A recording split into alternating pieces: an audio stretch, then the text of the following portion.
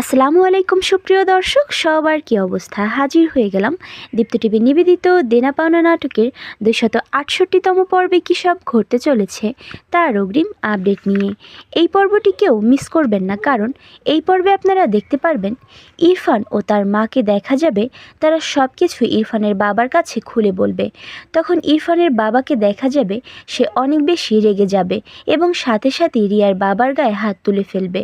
তখন ইরফানের বাবা রিয়ার বাবাকে বলবে, অনেক হয়েছে রহমান, এই ওসমান পাতাল লোকে গেলেও পৃথিবীর সব খবরই রাখে, আর ওটা তো সামান্য জেল। বাইরে থেকে কে কী সুযোগ নেওয়ার চেষ্টা করেছে আর কে কী চাল চালার চেষ্টা করেছে তার সব কিছুই আমি জানি রহমান।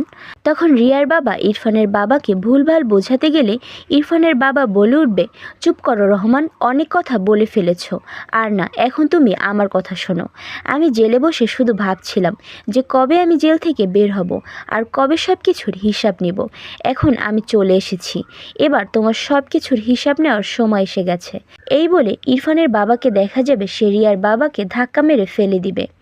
আর এসব দেখে রিয়া বলে উঠবে, আঙ্কেল, আপনি আমার বাবার সাথে এমন ব্যবহার করতে পারেন না। যখন আপনি জেলে ছিলেন তখন আমার বাবাই কিন্তু ইরফানকে চাকরির ব্যবস্থা করে দিয়েছিল। একথা শুনে ইরফান অনেক বেশি অবাক হয়ে যাবে, কারণ রিয়ার তো কিছুই মনে নেই। তখন ইরফান রিয়াকে বলে উঠবে, স্টপ রিয়া, তোমার সাথে যে আমার বিয়েটা ভেঙে গিয়েছিল আর তোমার বাবা যে আমাকে চাকরির ব্যবস্থা করে দিয়েছিল সে কথা কি সব তোমার মনে পড়ে গেছে? তাহলে তো মনে হচ্ছে আরও অনেক আগেই তোমার স্মৃতি ফিরে এসেছে, আর তুমি এবং তোমার বাবা মিলে এতদিন আমার সাথে নাটক করে গিয়েছো। একথা শুনে রিয়াকে দেখা যাবে সে নিজের কথায় নিজেই ধরা পড়ে যাবে। আর অন্যদিকে আপনারা দেখতে পারবেন পল্লবকে দেখা যাবে সে বা নাদিয়াকে বলবে, কে আপনি, সত্যি করে বলেন, আর এখানেই বা কেন এসেছেন? আপনি কি খুনি? সত্যি করে বলেন, নয়তো বাবাকে তো বলবই, সাথে পুলিশকেও জানিয়ে দিব।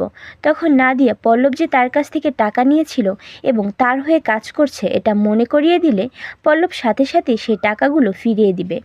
পল্লবের এমন আচরণ দেখে নাদিয়া বলে উঠবে, চুপ করো পল্লব, তোমাদের প্রাপ্য বুঝিয়ে দিতেই আমি এখানে এসেছি। সময় হলে তুমি সব কিছুই জানতে পারবে। আর তুমি যে আমাকে টাকাটা ফিরিয়ে দিলে ওই টাকায় কিন্তু তোমার হাতের ছাপ রয়েছে। আমি চাইলেই কিন্তু যে কোনো সময় তোমাকে ফাঁসিয়ে দিতে পারি, কিন্তু ভয় নেই, আমি তোমার এবং তোমার পরিবারের কারোরই কোনো ক্ষতি করব না। তাই বলছি চুপচাপ থাকো, আর যে কাজগুলো দিয়েছি সেগুলো মন দিয়ে করো। এই বলে নাদিয়াকে দেখা যাবে সে পল্লবকে ভয় দেখাবে। আর এছাড়াও থাকছে আশ্চর্য সকল ঘটনা। সুতরাং সবাইকে দেনা পাওনা নাটকের আগামী পর্ব দেখার আমন্ত্রণ রইল। ধন্যবাদ।